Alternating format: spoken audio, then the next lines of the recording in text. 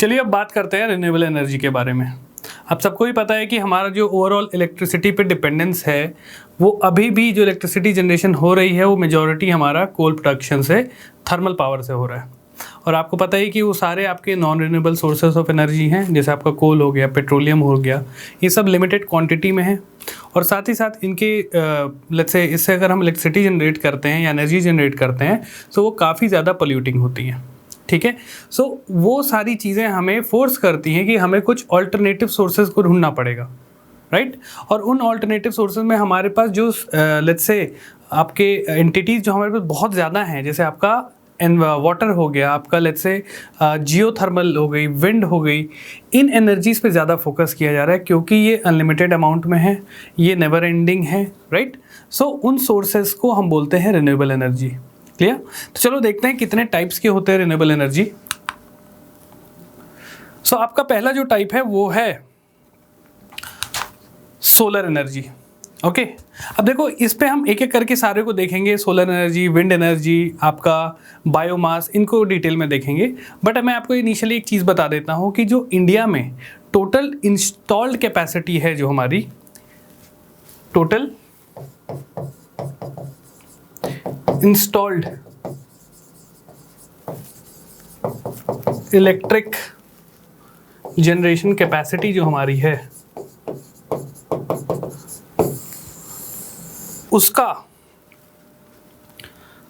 38%, जो हमारा total install capacity उसका 38% ही हम केवल रिन्यूएबल सोर्सेज से प्रोड्यूस कर रहे हैं, राइट। टोटल का केवल 38% ही हम रिन्यूएबल सोर्सेज से प्रोड्यूस कर रहे हैं।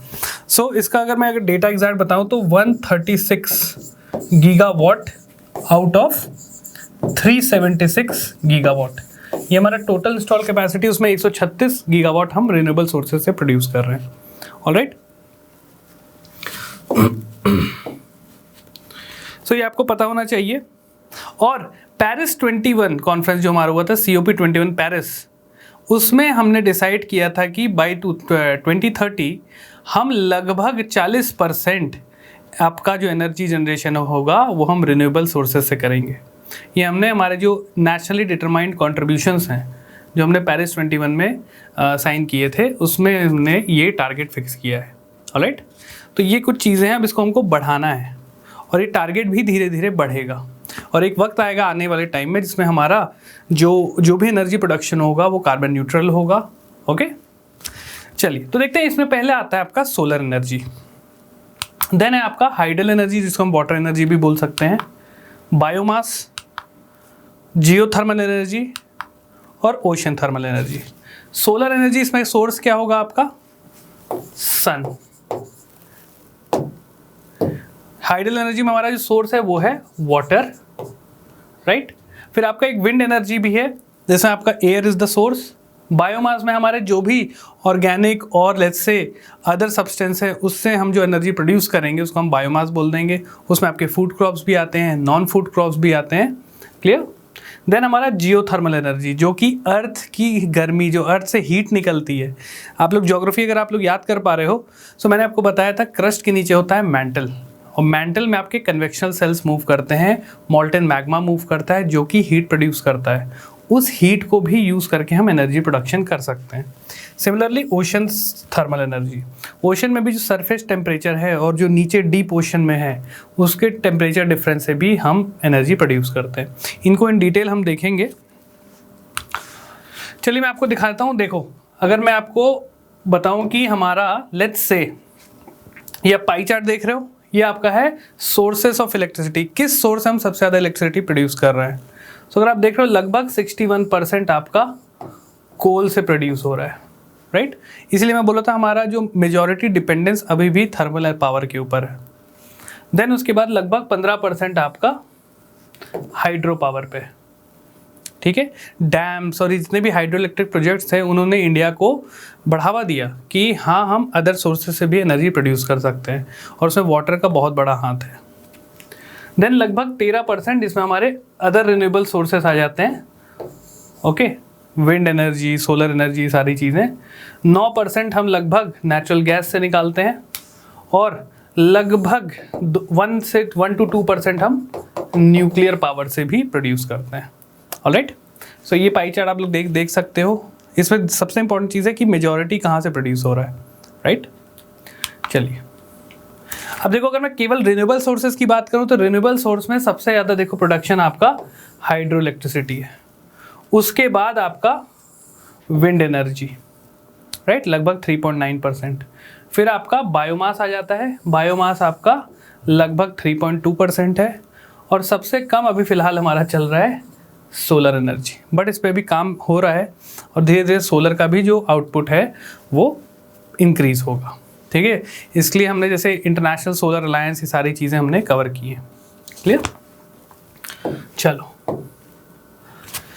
अब देखिए, अगर मैं स्टार्ट करूं सोलर एनर्जी से, हमने जितने भी डिफरेंट टाइप्स देखे, तो अगर मैं सोलर एनर्जी की बात करूं, सो इंडिया आपको पता है ट्रॉपिकल रीजन में है, मेजॉरिटी उसका पोर्शन ट्रॉपिक्स के अंदर आ जाता है, ठीक है, कुछ सब ट्रॉपिक्स में भी है। मगर मैं अगर इसको हम सिंप्लीफाई करें तो हम बोल सकते हैं कि India is blessed with solar radiations, ठीक है। इनकमिंग सोलर रेडिएशन हमारे यहाँ काफ़ी ज़्यादा रहती है। हाँ, बहुत अच्छा प्रॉस्पेक्ट है कि हम सोलर एनर्जी को प्रोड्यूस कर पाएँ, राइट। सो अब देखो इंडिया में हमें इसको, देखो मैं आपको कैसे कराऊंगा, जितने भी टाइप्स की एनर्जी हैं उसमें उनका पोटेंशियल कैसा है इंडिया में, कहाँ कहाँ हम इनको ज़्यादा अच्छे से यूज़ कर सकते हैं, ऐसे हम सारे एनर्जीज को कवर करेंगे, राइट। सो अगर मैं पोटेंशियल देखूँ सोलर एनर्जी का, सबसे पहले अगर मैं बात करूँ सोलर एनर्जी की, सो लगभग इंडिया का जो पोटेंशियल है वो है सोलर एनर्जी का 35 मेगावाट पर किलोमीटर स्क्वायर। 35 मेगावाट हम जनरेट कर सकते हैं पर square kilometre, right, using solar photovoltaic and solar thermal energy. और जो स्टेट्स हैं, अगर मैं जो बताऊं, जो वहाँ पे सोलर एनर्जी बनाने के प्रॉस्पेक्ट ज़्यादा हैं, वो हैं आपके गुजरात, राजस्थान, लद्दाख रीजन। लद्दाख में क्योंकि देखो काफ़ी हाइट पे है, तो वहाँ पे सोलर जो आपके एयर्स हैं काफ़ी रेरिफाइड रहती हैं और इसलिए सन रेज काफ़ी डायरेक्टली इम्पैक्ट करती हैं वहाँ पे, राइट। सो वो हो गया महाराष्ट्र एंड मध्य प्रदेश। यहाँ पे सोलर एनर्जी को बनाने के प्रॉस्पेक्ट ज़्यादा हैं, लैंड अच्छा खासा अवेलेबल है, सोलर रेडिएशंस भी काफ़ी अच्छे खासे रहते हैं। ऐसी जगह हम इनको ज़्यादा नहीं बना सकते जहाँ पे मतलब लत से बारिश वगैरह ज़्यादा होती है, क्योंकि क्लाउड फॉर्मेशन होगा तो इंसोलेशन आपकी कम हो जाएगी, ठीक है। सो यहाँ पे इनका प्रॉस्पेक्ट है। इंडिया में इसको बढ़ावा देने के लिए क्या किया जा रहा है, जैसे अगर मैंने आपको बताया था national action plan for climate change, ये हमारा एक ब्रॉड हमारा प्रोग्राम है जिसके तहत 8 मिशंस हैं। उनमें से एक मिशन है नेशनल सोलर मिशन, जिसके तहत हमको लगभग 100 गीगावाट प्रोड्यूस करना है थ्रू सोलर एनर्जी। और ये टारगेट बढ़ते रहता है, ऐसा नहीं कि 100 ही गीगावाट है, इसको भी बढ़ा दिया गया है, ऑलराइट। और देखिए क्या किया जा रहा है सोलर एनर्जी को बढ़ाने के लिए। इंटरनेशनल लेवल पे आपको पता है इंटरनेशनल सोलर अलायंस, इंडिया और फ्रांस ने मिलकर इनिशिएटिव स्टार्ट किया इन द बैकड्रॉप ऑफ आपका COP21 पेरिस, क्लियर। और उसी के लिए जो उसका हेडक्वार्टर्स है हमने गुड़गांव में भी बनाया हुआ है। So India is one of the leading, मतलब से लीडर को बोल सकते हो इन सोलर एनर्जी, ठीक है। चलिए एक एक करके और बात करते हैं। सोलर एनर्जी हमने कवर किया, ऐसे ही अदर को भी हम देखेंगे कि इनका प्रॉस्पेक्ट कैसा है इंडिया में और लोकेशन, इन दो चीज़ों को हमको ध्यान में रखना है और कौन सी गवर्नमेंट स्कीम इससे रिलेटेड है ये आइडिया होना चाहिए, राइट। अगला मेंशन था, मैंने विंड एनर्जी यहाँ शो नहीं किया था। सो विंड एनर्जी भी सबसे ज़्यादा आपको पता है उसी से एनर्जी प्रोड्यूस होती है काफ़ी ज़्यादा, ऑलराइट। सो विंड एनर्जी कैसे क्यों बोला जाता है इसे, जो विंड फ्लो करती है वो एक काइनेटिक एनर्जी लेके आती है, ठीक है, एक मूवमेंट रहता है उसमें, उस काइनेटिक एनर्जी को हम इलेक्ट्रिकल एनर्जी में कन्वर्ट करते हैं। और किस माध्यम से करते हैं, आप सबने देखा होगा विंड मिल्स को, इस टाइप से कुछ रहती है, ये आप सबने देखा होगा, इस टाइप से ब्लेड्स बने रहती हैं, रोटेट करते, विंड इस पर अटैक करेगी, सो क्या होगा, ब्लेड्स रोटेट करने लगेंगे और ब्लेड के रोटेशन से क्या होगा, यहाँ पे एक मोटर लगा होगा जो कि आपकी काइनेटिक एनर्जी को इलेक्ट्रिसिटी में कन्वर्ट कर देगा, ऑलराइट। सो अगर मैं इंटरनेशनली बात करूं तो आपका Germany, US, Denmark as well as India, ये 4-5 जो देश हैं लगभग 80% कंट्रीब्यूट करते हैं वर्ल्ड के ओवरऑल विंड एनर्जी कैपेसिटी में, ठीक है। तो ये चीज़ ध्यान रखिएगा आप लोग। पोटेंशियल क्या है विंड एनर्जी का इंडिया में? हमारे यहाँ लगभग 302 गीगावाट एनर्जी बनाने की हमारे पास पोटेंशियल है। पोटेंशियल मतलब हम कितना कर सकते हैं, ठीक है, किस लिमिट तक हम जा सकते हैं। इंडिया में ये लिमिट दी गई हुई है। गुजरात में सबसे ज़्यादा पोटेंशियल है, ऑलराइट। गुजरात के बाद आपका Karnataka, Maharashtra and Andhra Pradesh, these are the लेट्स से सबसे ज़्यादा यहाँ पे एनर्जी प्रोड्यूस की जा सकती है विंड एनर्जी, ऑलराइट। मोस्टली आपके कोस्टल स्टेट्स हैं, वहाँ पे ऑन शोर ऑफ शोर विंड्स होंगी जो कि ईजिली विंड टर्बाइंस मूव करने में हेल्प कर सकती हैं, ठीक है। ये सारी चीज़ें हैं। अगर मैं प्रेजेंटली बताऊँ, लगभग तमिलनाडु में 7200 मेगावाट इंस्टॉल कैपेसिटी है, महाराष्ट्र में 4000, राजस्थान में 2700। ये कुछ ये ध्यान रख सकते हैं आप कि install capacity wise Tamil Nadu leading है, बट अगर मैं पोटेंशियल की बात करूं कहाँ पे ज़्यादा बनाया जा सकता है, वहाँ पे गुजरात है आपका, ठीक है। ये सब स्टेट पीसेस वगैरह में पूछते रहते हैं, ऑलराइट। और इसी के लिए देखो हमारी अलग अलग विंड एनर्जी पॉलिसी है, नेशनल विंड एनर्जी मिशन हमारा है, प्रपोज किया गया है, ठीक है। चलिए, आपको इनको ऐसे ध्यान रखना है कि हमारी कैपेसिटी कितनी है, ऑलराइट, लोकेशन वाइज कहाँ पे है, और ऐसे कोई गवर्नमेंट स्कीम उसके लिए स्पेसिफिकली है तो वो आपको पता होना चाहिए, राइट। चलिए, नेक्स्ट आपका आता है हाइडल एनर्जी। इंडिया में पता ही है कि India is the land of reverse. बहुत सारी रिवर्स है हमारे यहाँ, और कुछ ऐसी रिवर्स वो पहाड़ों से आती हैं, उनका ओरिजिन रहता है, जैसे गंगा, यमुना, ब्रह्मपुत्रा, सदर्न रिवर्स आपकी हो गई, गोदावरी, कृष्णा, कावेरी। जब ये पहाड़ों से आती हैं तो ये अपने साथ इनके पास एक पोटेंशियल एनर्जी रहती है जो कि कन्वर्ट की जाती है थ्रू आपका टर्बाइंस, वो कन्वर्ट कर देती है उस पोटेंशियल एनर्जी को आपकी इलेक्ट्रिकल एनर्जी में, राइट। इसलिए इसके लिए बनाए जाते हैं hydro electric projects, mega projects होते हैं, बहुत बड़े बड़े प्रोजेक्ट्स होते हैं जो कि इस फ्लोइंग वाटर की स्पीड को आपको कैप्चर करके वो इलेक्ट्रिसिटी प्रोड्यूस करते हैं, ओके। तो आपको ध्यान रखना है। बहुत बड़े बड़े डैम्स ऐसे आपके हीराकुंड डैम महानदी के ऊपर एक बहुत बड़ा प्रोजेक्ट है, भाखड़ा नंगल डैम सतलज के ऊपर।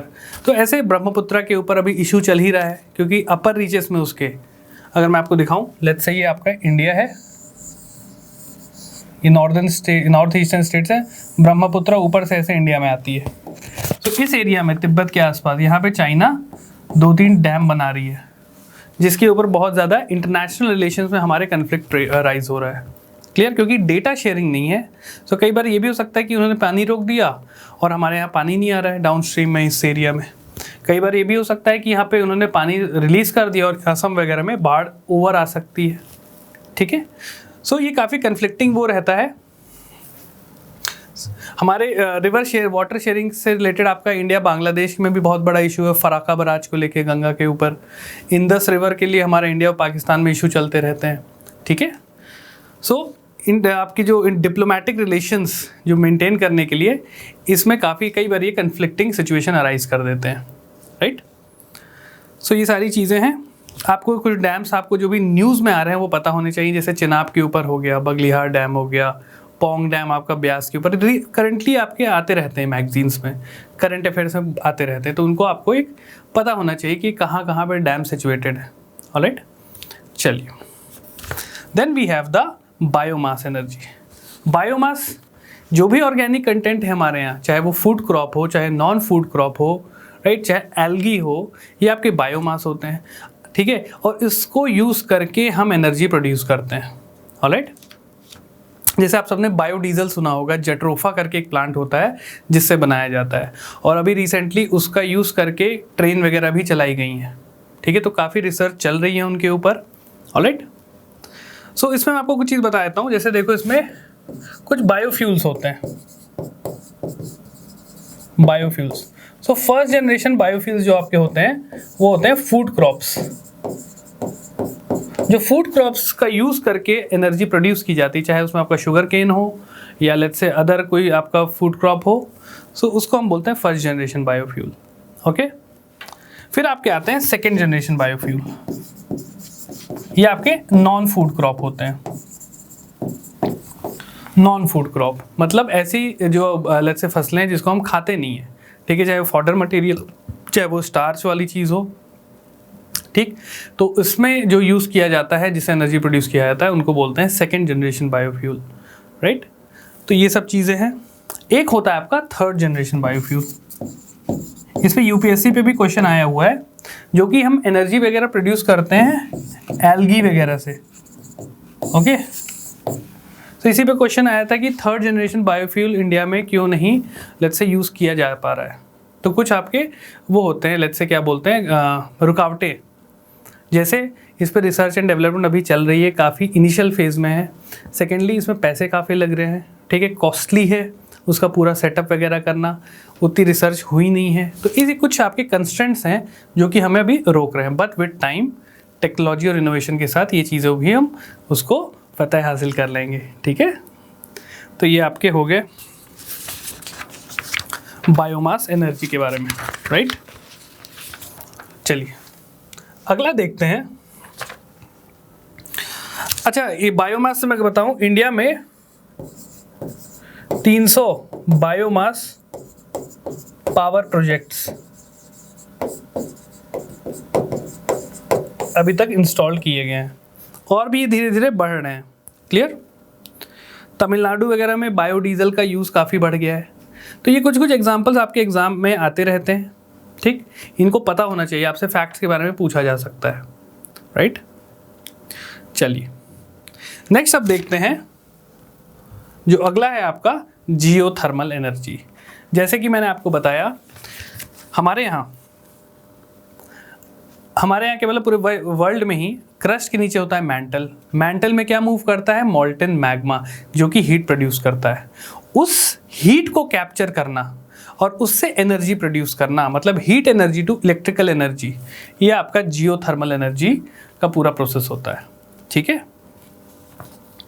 सो लगभग हमारे यहाँ जो पोटेंशियल है इसकी, ये लगभग 10,600 मेगावाट का हमारा पोटेंशियल है, इतना हम बना सकते हैं। और इसके लिए लगभग 340 हॉट स्प्रिंग्स आपने देखी होंगी, गर्म पानी जहाँ से निकलता है, ठीक है, लैंड के अंदर से। आपने हिमाचल वगैरह में अक्सर सुना होगा कि यहाँ पे हॉट स्प्रिंग्स बने हुए हैं। तो ये सारी चीज़ें, मीडियम्स यूज़ किया जा सकता है आपका एनर्जी को प्रोड्यूस करने में, ऑलराइट। तो जैसे कुछ कुछ इनको डिवीजन दे दिया गया। एक आपका हिमालयन प्रोविंस हो गया, जो भी हिमालयन स्टेट्स हैं, राइट। एक आपका नागा लुशाई जियोथर्मल प्रोविंस बन गया है, नागालैंड और मिजोरम वगैरह एरिया, ठीक। फिर एक अंडमान निकोबार आइलैंड में भी ये एक क्लासिफिकेशन किया गया है, वहाँ भी जियोथर्मल एनर्जी के प्रॉस्पेक्ट एंड पोटेंशियल काफ़ी अच्छे हैं, ठीक है। तो ये सारी चीज़ें और भी जो हमारे जो भी रिवर बेसिन्स होती हैं उसमें भी ये पाया जाता है जियोथर्मल एनर्जी, ठीक है। तो ये आपको ध्यान रखना है। 2013 में पहला इंडिया का जियोथर्मल पावर प्लांट को सेटअप करने का अनाउंसमेंट हुआ था छत्तीसगढ़ में। छत्तीसगढ़ में एक जगह है तातापानी, बलरामपुर ज़िले में है, वहाँ पे इसके प्रॉस्पेक्ट काफ़ी अच्छे हैं और वो काफ़ी अच्छा टूरिस्ट डेस्टिनेशन भी है, ठीक है। बट ये अभी तक स्टार्ट हो नहीं पाया है, बट इस पर काम चल रहा है, ऑलराइट। चलिए नेक्स्ट आपका आता है ocean thermal energy. Ocean thermal energy में भी यही होता है, जो सरफेस पे वाटर टेम्परेचर है और जो नीचे साइड है इन डेप्थ, उनका डिफरेंस जो लेके हम बनाते हैं, एनर्जी प्रोड्यूस करते हैं, उसको हम बोलते हैं ओशन थर्मल एनर्जी, ऑलराइट। तो ये सारी चीज़ें आपको पता होनी चाहिए।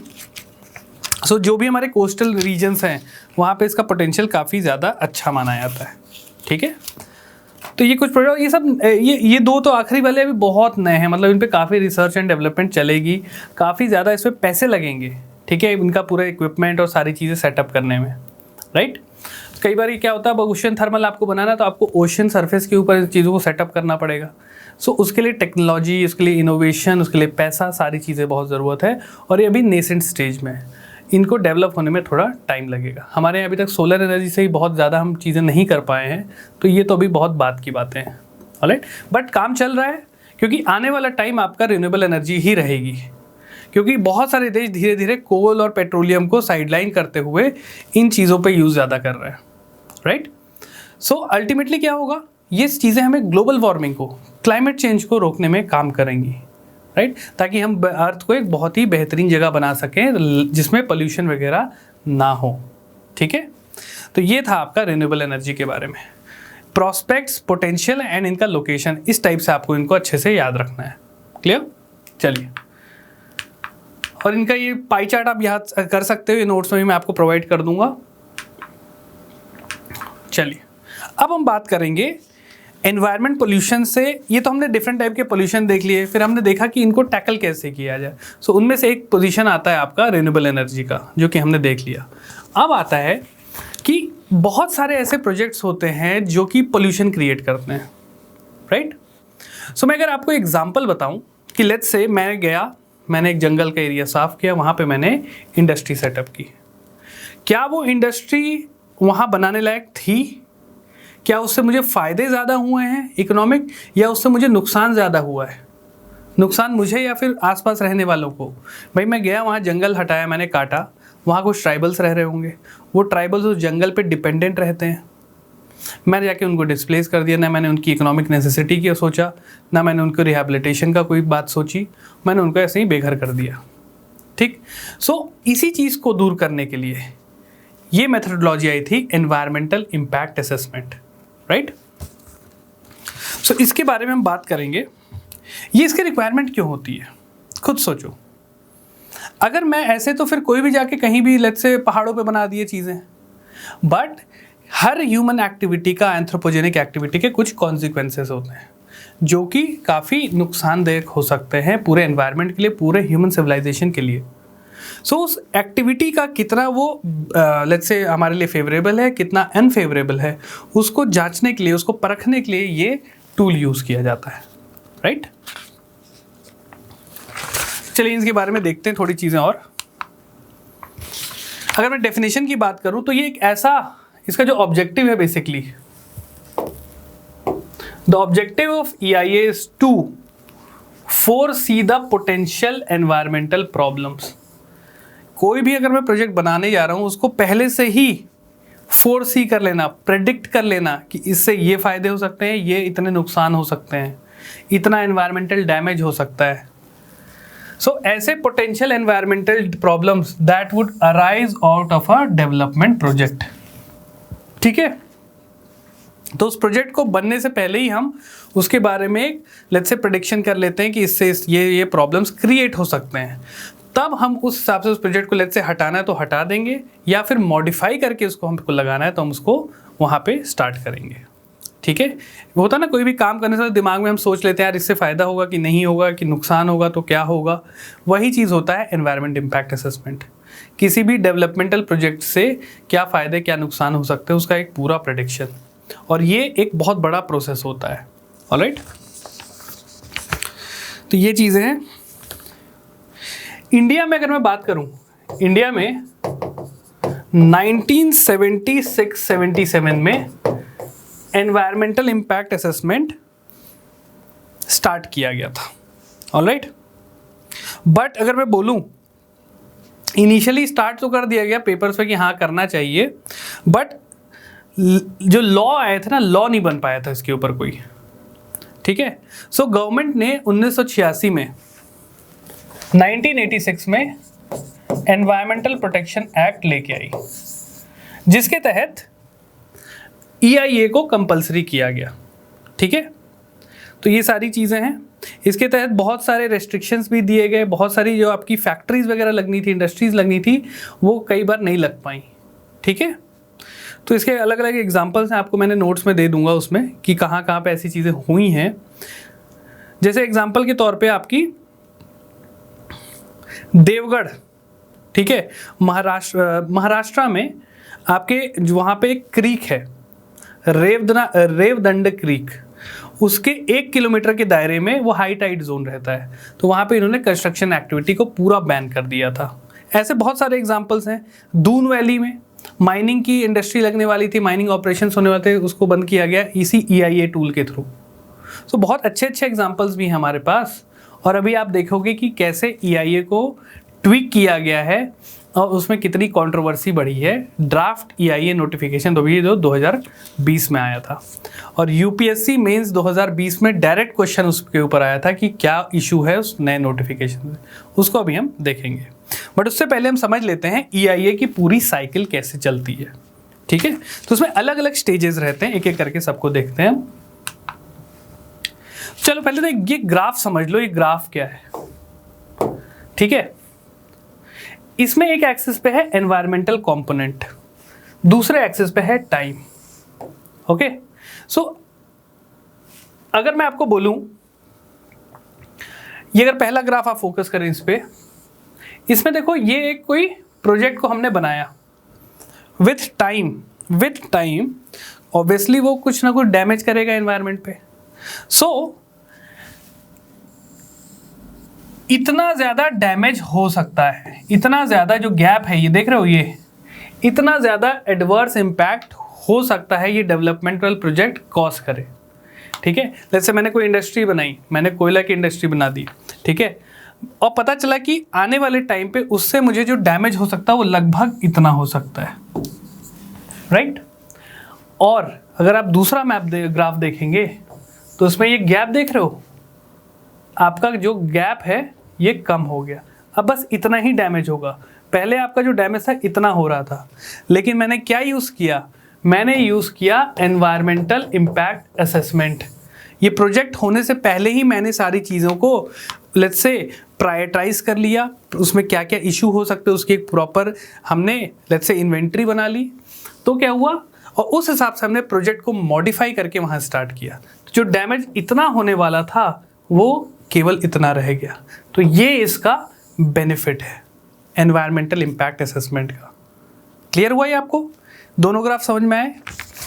इतना डैमेज हो सकता था, लेकिन मैंने क्या किया, environmental impact assessment as a tool use किया, तो डैमेज कम होकर केवल इतना रह गया, ठीक है। तो ये होती है बेनिफिट। आइए इसके बारे में देखते हैं, इसके पूरे प्रोसेस में क्या क्या चीज़ें होती हैं। सो इसके EIA साइकिल में सबसे पहले आती है स्क्रीनिंग, ठीक है। स्क्रीनिंग क्या होता है, ये स्क्रीनिंग की जाती है weather a project requires environmental clearance और नॉट, कि ये ऐसा कोई प्रोजेक्ट है जिसको एनवायरमेंट क्लियरेंस की ज़रूरत है। भाई अगर मुझे पार्क बनाना है तो क्या इसके लिए एनवायरमेंट क्लियरेंस लेने की ज़रूरत होगी? नहीं। बट लेकिन अगर मुझे वहाँ पे सीमेंट इंडस्ट्री लगानी है तो हाँ, उसके लिए मुझे एनवायरमेंटल क्लियरेंस की ज़रूरत हो सकती है। तो पहला स्टेज होता है इसका स्क्रीनिंग। सेकेंड होता है आपका स्कोपिंग। स्कोपिंग मतलब it is the process of detailing the terms of reference, मतलब इसमें क्या क्या चीजें हमें करनी है उसको एनलिस्ट कर देना, राइट। क्या क्या गाइडलाइंस होनी चाहिए वो इसमें हमको एनलिस्ट कर देना है, राइट। तो ये चीज़ें होती हैं। लेट्स से अगर मुझे कोई इंडस्ट्री खोलनी है तो मैं किसी कंसल्टेंट से बात करूं, कोई ऐसी एजेंसी से बात करूं जो इसके बारे में समझती हो, तो वो बता देंगे यार ये चीज़ आप कर सकते हो। तो ये होता है आपका scoping. Clear? Then we have baseline data collection. अगर मैं कोई इंडस्ट्री सेटअप करने जा रहा हूँ तो उसमें कितनी जान मान या लेट्स से एनवायरनमेंट की हानि हो सकती है, उस पर प्रॉपर डेटा कलेक्शन वो होना बहुत ज़रूरी है। आप लोगों ने लाइन तो सुनी ही होगी, data is the new oil. अब डेटा का इतना ज़्यादा इंपॉर्टेंस बढ़ चुका है कि अगर मुझे पहले ही चीज़ें पता होंगी कि यार मैं अगर ये चीज़ करूँगा तो 100 में से 90 लोगों को मतलब मुश्किल होगी, और एक डेटा मुझे मिला 100 में से 10 लोगों को मुश्किल होगी, तो मैं ट्राई करूँगा कि मैं वो वाली चीज़ करूँ जिसमें कम लोगों को नुकसान पहुँचे, ठीक है। तो ये इसमें होता है। Then we have impact prediction. क्या क्या पॉसिबल इम्पैक्ट्स हो सकते हैं उसको प्रेडिक्ट करना, कि एयर पोल्यूशन हो सकता है, कि वाटर पोल्यूशन हो सकता है, कि लैंड खराब हो जाएगा या लोगों का एम्प्लॉयमेंट चले जाएगा। इन सारी चीज़ों को प्रेडिक्ट करना इस स्टेज में आता है, ठीक है। कोई नॉइस तो ज़्यादा नहीं हो जाएगी, नॉइस पोल्यूशन तो क्रिएट नहीं होगा। Then we have assessment of alternatives. मतलब ये पता चल गया ऊपर के 3-4 प्रोसेस से कि यार इस प्रोजेक्ट से बहुत ज़्यादा डैमेज हो सकता है। सो मैं क्या करूँगा, मैं ऐसी कुछ ऑल्टरनेटिव सोचूंगा कि यार इससे डैमेज भी कम हो और मेरा काम भी हो जाए। जैसे कोल एक मीडियम था एनर्जी प्रोडक्शन का, बट उससे पोल्यूशन बहुत हो रहा था, तो एज एन ऑल्टरनेटिव आपका क्या आया, रिन्यूएबल एनर्जी। वैसे ही मैं इसके लिए सोचूंगा कि क्या ऑल्टरनेटिव चीज़ मैं कर सकता हूँ जिससे नुकसान कम हो। Okay, then we have public hearing. सबसे इंपॉर्टेंट चीज़ है ये। अगर मैं लेट्स से, आपने सुना होगा रत्नागिरी में, ठीक है, एक इंडस्ट्री वगैरह को सेटअप होने वाली थी और उससे करीबन बहुत बड़े आम के बागान, बहुत बड़े आम का जहाँ प्रोडक्शन होता था वो एरिया सब खत्म हो सकता था, क्योंकि और वो बिना जो कंपनी उन्होंने चीज़ें स्टार्ट कर दी, गवर्नमेंट ने उनको कुछ रोका भी नहीं। अब वहाँ के लोग इकट्ठा हुए, उन्होंने आंदोलन किया और फिर उनको रोकना पड़ा काम। ऐसी चीज़ें स्टार्ट करने से पहले हमें जो आसपास के लोग हैं, जो जनता वहाँ रह रही है, सिटीजन्स जो हैं वहाँ के, उनको इंक्लूड करना चाहिए कि यार हम ये चीज़ें करने ला रहे हैं तो इससे आपको ये फ़ायदा होगा, थोड़ा आपका ये नुकसान भी है जिसको हम कॉम्पनसेट कर सकते हैं, चाहे आपको नौकरी दे के उस प्लांट में, उस इंडस्ट्री में, या कोई अदर मॉनेटरी प्रॉफिट वगैरह दे के, ठीक है। तो लोगों को इंक्लूड करना, एक होता है ना कंसेंसस के साथ कोई डिसीजन लेना, वो इसमें होती है पब्लिक हियरिंग में, ठीक है। और ड्राफ्ट EIA इशू जो अभी हम बात करेंगे, जो 2020 में आई है, उसमें ये वाली चीज़ों को थोड़ा कम इम्पोर्टेंस दिया गया है, right. Then we have environment management plan. Simple सी बात है, अगर ऐसा कोई इशू हो रहा है तो इसमें हम क्या क्या कॉम्पनसेशन मेजर्स ले सकते हैं। अगर किसी को नुकसान पहुंच रहा है तो उसको क्या हम दे के उनको थोड़ी उनकी मुश्किलें कम कर सकते हैं, ठीक है। ऐसी चीज़ें जो हम मिटिगेट कर सकते हैं उसको हम मिटिगेट कर रहे हैं कि नहीं कर रहे हैं, ये सारी चीज़ों को आउटलाइन करना, क्लियर, एक प्रॉपर प्लान बनाना। देन डिसीजन मेकिंग, कि भाई ये सारी चीज़ें तो हमने कर ली, क्या अब इसको आगे बढ़ाया जाए, ठीक है, कि नहीं बढ़ाया जाए, फाइनल डिसीजन मेकिंग यहाँ पे होती है। Then monitoring the clearance condition, फिर चीज़ों को कंटिन्यूस मॉनिटर भी करना कि क्या जो हमने सोचा था वही हो रहा है कि नहीं हो रहा है। अगर नहीं हो रहा तो उसके लिए कुछ काम किया जाए और उस प्रॉपर जो प्रोजेक्ट है उसमें ये पर्टिकुलर सेगमेंट्स को ध्यान में रखा जाए। मॉनिटरिंग, जैसे एग्जांपल के तौर पे मैंने भाई कोई scheme lie, let's say women के लिए 200 रुपये उनको प्रोवाइड करना है हर हफ्ते या हर महीने के लिए, तो मैं जाके ज़िलों में देखूंगा या लोगों को लगाऊंगा कि यार आप पता करो कि जो औरतें हैं उनको पैसे मिल रहे हैं कि नहीं मिल रहे हैं। उसकी मॉनिटरिंग होगी तभी तो हमें पता चलेगा कि हमारा प्लान कितना बेनिफिशियल रहा है या नहीं रहा है। तो मॉनिटरिंग इज़ वेरी इंपॉर्टेंट। तो ये आपकी कंप्लीट होती है EIA साइकिल इन अलग अलग स्टेजेस में, राइट। तो ये टोटल स्टेजेस थे, बट क्या हुआ 2006 में इसमें अमेंडमेंट हुआ, 2006 में इसमें अमेंडमेंट हुआ और इन प्रोसेस को केवल बना दिया गया, पहले में स्क्रीनिंग करनी है, स्क्रीनिंग होगी, स्कोपिंग होगी, इसमें पब्लिक हियरिंग होगी और फोर्थ अप्रेजल। ये 4 स्टेजेस को कर दिया गया, ठीक है। ये पूरे स्टेजेस में केवल इनको कन्वर्ट कर दिया गया कि यार ये 4 स्टेजेस किया जाएगा। इतना लंबा प्रोसेस करने में बहुत टाइम लग रहा है, चीज़ें फिर डेवलपमेंट को रुकना पड़ेगा, डेवलपमेंट फिर बहुत डिले हो जाएगा, ठीक है। तो चीज़ों को किया गया, फिर 2 कैटेगरीज बना दी गई, ठीक है, 2 कैटेगरीज बना दी गई। कैटेगरी A, इसमें बोला गया कि ऐसे जो डेवलपमेंट प्रोजेक्ट्स हैं उनको मैंडेटरी है कि वो एनवायरमेंटल इम्पैक्ट असेसमेंट के थ्रू उनको क्लियरेंस मिले, तभी वो वहाँ बना पाएंगे, वरना नहीं बन पाएगा। तो यहाँ पे मैंडेटरी है EIA। इस कैटेगरी में जो जो प्रोजेक्ट्स आएंगे उनके लिए EIA करवाना मैंडेटरी होगा। फिर एक कैटेगरी B आ गई। कैटेगरी B भी 2 पार्ट में डिवाइडेड थी, B1 और B2। तो B1 में ऐसे प्रोजेक्ट्स रहेंगे, कैटेगरी B में अगर मैं बस बात करूं तो वहां पे ऐसे प्रोसेस रहेंगे जिनको स्क्रीनिंग प्रोसेस के थ्रू जाना होगा, ऑलराइट। तो उसमें B1 में क्या होगा, मैंडेटरी EIA होगा, B2 वालों को EIA की ज़रूरत नहीं होगी, ऑलराइट। तो ये सारी चीज़ें थी। तो ये आपको ध्यान रखना, कैटेगरी A वाले मैंडेटरी EIA उनका होना है, एनवायरमेंट इम्पैक्ट असेसमेंट होगा। B वालों में B1 का होगा, B2 का नहीं होगा, राइट। तो ये सारी चीज़ें वहाँ पे मेंशन कर दी गई थी, ओके। तो ये आपका पूरा होता है एनवायरमेंटल इम्पैक्ट असेसमेंट। अब देखो मैं आपको कुछ चीज़ बताता हूँ, एक एग्जाम्पल देता हूँ, आपको समझ में आएगा। आप सबने भी सुना होगा LG पॉलीमर के बारे में। LG पॉलीमर, यहाँ से स्टाइरीन गैस लीक हुई थी कुछ टाइम पहले, ओके।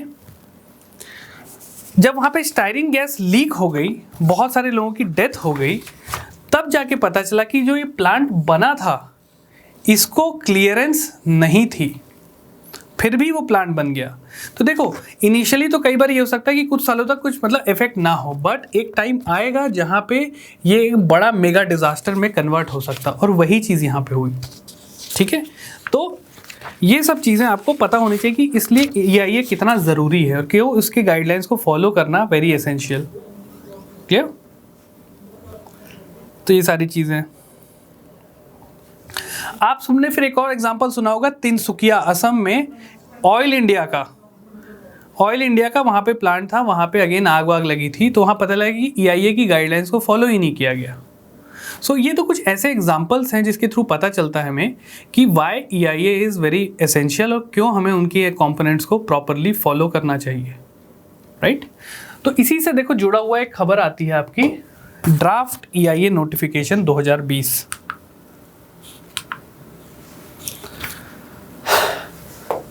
ठीक है, तो उसमें नोटिफिकेशन में कुछ अमेंडमेंट किए गए। ऑलराइट, उसमें अमेंडमेंट में ये किया गया कि कुछ ऐसी एक्टिविटीज़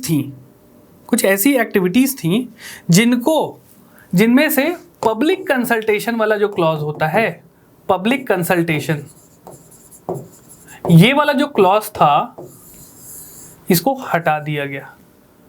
तो ये एक बहुत बड़ा इशू आया, राइट? जैसे इसमें कुछ कैटेगरीज को, प्रोजेक्ट्स को या इंडस्ट्रीज को B2 वाले कैटेगरी में डाल दिया गया। याद आ रहा है B2 कैटेगरी, जिसमें EIA की ज़रूरत ही नहीं होती थी। सो उसमें offshore and onshore oil production, gas and shale exploration, ये सारी चीज़ें ऐसे करके 12-15 एक्टिविटीज़ थी जिनको कैटेगरी B2 में डाल दिया गया। तो एक इशू ये था, राइट, जो कि पहले आपकी B1 कैटेगरी में आती थी, जिनके लिए EIA रेगुलर इंपॉर्टेंट था। बट वही होता ना कि या तो डेवलपमेंट कर लो या तो एनवायरनमेंट को बैलेंस कर लो। सो उन्होंने कैटेगरी B2 में उसको डाल दिया। सेकंड इसमें एक आता है इशू, ये जो मैंने बताया B2 वाले कैटेगरी में डाल दिया गया। ओके, तो देखो इसमें एक पोर्शन आता है पोस्ट फैक्टो अप्रूवल, जहां जो पॉइंट्स इशू वाले बने थे, ये पोस्ट फैक्टो अप्रूवल नंबर 1 था। मतलब अगर मैंने कोई इंडस्ट्री बना दी है, ओके, मैंने कोई इंडस्ट्री सेटअप कर दी है 1960 में मैंने की, उस टाइम EIA वगैरह था नहीं, ठीक है, तो उसको इग्नोर कर दिया गया। चलो कोई नहीं, आपने कर दिया, कोई इशू नहीं, थोड़ा सा पैसे दे दो, फाइन दे दो, काम हो जाएगा, मतलब काम चला वाला अप्रोच। सो ये चीज़ें कन्फ्लिक्ट का कारण बनने लगी। अगर मेरी इंडस्ट्री से भले ही वाटर पोल्यूशन हो रहा हो, आसपास की नदियाँ ख़राब हो रही हों, फिर भी मुझे थोड़ा फ़ाइन दे के बोल दिया कि कोई इशू नहीं, आप फ़ाइन दे दो, थोड़ा देख लेना कि ना हो। सो ये कंट्रोवर्सी का इशू बना। मतलब ऐसी इंडस्ट्री जो पोल्यूशन क्रिएट कर रही हैं और जो बन चुकी हैं, जिनका EIA नहीं हुआ है, उनको अप्रूवल मिल जाएगा, राइट? तो ये चीज़ हुई। LG पॉलीमर्स वगैरह जो देख रहे थे वो उसी का केस था। सेकेंडली आपकी जो इशू थी पब्लिक कंसल्टेशन, कुछ ऐसे प्रोजेक्ट्स रख दिए गए जिसमें पब्लिक कंसल्टेशन की आवश्यकता ही नहीं है, या है भी तो उसमें उसकी टाइम पीरियड को कम कर दिया गया है। पहले जो पब्लिक कंसल्टेशन के लिए 30 दिन का वक्त दिया जाता था, 30 दिन, इसको रिड्यूस करके कर दिया गया है 20 दिन। अगेन मतलब लोगों का ज़्यादा इन्वॉल्वमेंट वैसे भी नहीं रहता है। पहले 1 महीना तो था, वो भी आप कम करके 20 दिन कर दिए हो। पब्लिक कंसल्टेशन से क्या होता है, जो लोकल लोग रह रहे हैं वो एम्पावर होते हैं, उनको पता रहता है, वो अवेयर रहते हैं कि यहाँ पे क्या काम हो रहा है, इसके क्या फ़ायदे हो सकते हैं, क्या नुकसान हो सकते हैं। बट वो कंसल्टेशन टाइम ही कम कर दिया है 20 दिन। आज लग रहा है, पता चला कि इंडस्ट्री लगने वाली है, 5-6 दिन बाद पता चला कि लोगों को पता चला कि यहाँ पे इंडस्ट्री शायद लगेगी, ठीक है, ऑलराइट, वहाँ पे काम स्टार्ट हो गया, लेकिन लोगों को 10 दिन बाद पता चल रहा है। जब तक वो कोई डिसीजन देंगे तब तक बचेंगे 2 दिन। अब 2 दिन में क्या ही पब्लिक हियरिंग होगी। पब्लिक हियरिंग के लिए भी आपको प्रॉपर टाइम चाहिए। हर हफ्ते जाके आप लोगों से मिल रहे हो, बातें कर रहे हो, उनके सुझाव समझ रहे हो। सो ये टाइम पीरियड कम कर दिया गया, मतलब लोगों को ज़्यादा मतलब इंपॉर्टेंस नहीं दी जा रही है, राइट। थर्डली है आपका कंप्लायंस रिपोर्ट है। EIA के गाइडलाइंस को प्रॉपरली अडहियर किया जा रहा है कि नहीं किया जा रहा है, उसमें इशू आ रहा है, ठीक है।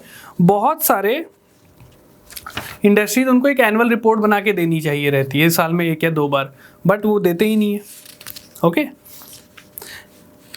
पहले 2 रिपोर्ट देनी रहती थी, उसको भी कम करके कर दिया गया कि 1 ही रिपोर्ट पे दे दो, हो जाएगा काम। तो ये सारे इश्यूज इसमें आ रहे थे। आपको इशू समझना है, ओवरऑल चीजें देखो। इसमें यूपीएससी मेंस पे डायरेक्ट क्वेश्चन आया था, यूपीएससी मेंस 2020। तो आपको ब्रॉड इश्यूज जैसे 4-5 पॉइंट पता होते तो आप बहुत इजीली उसको आंसर कर सकते थे।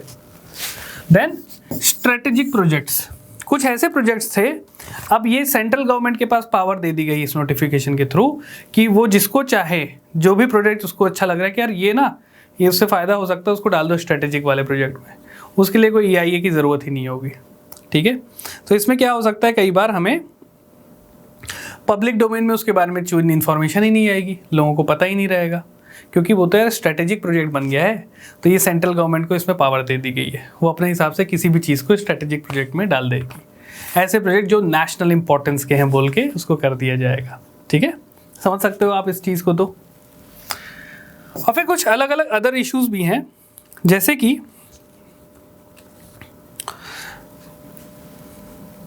ऐसे प्रोजेक्ट जिनका एरिया 1.5 लाख स्क्वायर मीटर का है, ओके, उनको डिटेल्ड स्क्रूटिनी की ज़रूरत ही नहीं है। उस प्रोजेक्ट के लिए डिटेल्ड स्क्रूटिनी की कोई आवश्यकता ही नहीं है। पहले ये लिमिट थी 20,000 स्क्वायर मीटर वालों के लिए, मतलब ऐसे प्रोजेक्ट जो 20,000 मीटर से ऊपर थे, स्क्वायर मीटर से ऊपर थे, उनके लिए ज़रूरत था। अब उसको बढ़ा कर दिया कि अब 1.5 लाख से ऊपर जो एरिया है, जिनका एरिया है, उनके लिए किया जाएगा। तो ये और आसान हो गया, EIA साइकिल से वैसे ही ऑटोमेटिकली बाहर हो गए, करने की आवश्यकता ही नहीं है। मैं तो वहाँ पे कर दूंगा 1,30,000 स्क्वायर मीटर का बना दिया काम, ठीक है। फिर आपका सिविल सोसाइटीज, NGOs, इनके रोल को भी कम कर दिया गया। वरना पहले तो ये बहुत अवेयर हो जाती थी, बहुत ज़्यादा न्यूज़ वगैरह में फैला देती थी, इनको इंक्लूड किया जाता था EIA साइकिल में कि आप लोग आएँ अपना सुझाव दें। अब उनको भी बोल दिया, साइडलाइन कर दिया गया है। सो ये कुछ इश्यूज थे इस पूरे ड्राफ्ट नोटिफिकेशन से रिलेटेड, जिसको हमने प्रॉपरली समझा। ये मेंस के लिए आपके लिए बहुत ज़रूरी चीज़ है, प्रीलिम्स में भी आपसे क्वेश्चन एक्सपेक्ट किया जा सकता है इस पर, ठीक है, 2021 में। तो इनको ही कुछ टर्म्स हैं, खासकर पोस्ट फैक्टो अप्रूवल, ठीक है, ये सारी चीज़ें आपको ध्यान होनी चाहिए। क्वेश्चन पूछ सकते हैं कि post facto approval clause was recently seen in news is related to, A दे देंगे आपको क्रिमिनल जस्टिस सिस्टम, बी दे देंगे एनवायरनमेंट प्रोटेक्शन या EIA साइकिल। सो ऐसी चीज़ों को, ये जो टर्म्स होते हैं जो रेगुलरली न्यूज़ में आ रहे हैं, आपको समझ में होना चाहिए, ठीक है। सो ये जो आपका होता है एनवायरनमेंट, पोल्यूशन एंड रिलेटेड चीज़ें जो हमने कवर की। ऑलराइट, आई होप आपको चीज़ें समझ में आई होंगी, ठीक है। सो अब हम अगले सेशन में बात करेंगे आपके let's say biodiversity and other related environmental issues से, ठीक है। चीज़ें जो भी आपको नहीं समझ में आए आप कमेंट सेक्शन में मेंशन कर सकते हो। नोट्स में आपको सारी चीज़ें इन डिटेल और मिलेंगी, उनको मल्टीपल टाइम्स रीड करें, रिवाइज करें and try to solve the previous year question. इसमें मैं क्वेश्चन कुछ प्रीवियस ईयर करवाऊंगा भी आपको, और साथ में कुछ प्रैक्टिस क्वेश्चन और टेस्ट भी लिए जाएंगे, ठीक है। चलिए आपसे अगले सेशन में मिलता हूँ। Till then have a great day. Hi, अगर आपको ये लेक्चर पसंद आया तो हमारे चैनल को सब्सक्राइब कीजिए, और अगर आप UPSC 2021 के प्रीलिम्स के लिए सीरियस हैं तो हमारा क्रैश कोर्स जरूर ज्वाइन कीजिए। कोर्स की डिटेल्स आपको हमारी वेबसाइट, जिसका लिंक डिस्क्रिप्शन सेक्शन में होगा, उस पर मिल जाएंगी। नहीं तो आप हमें कॉल कर सकते हैं नीचे दिए गए नंबर पर।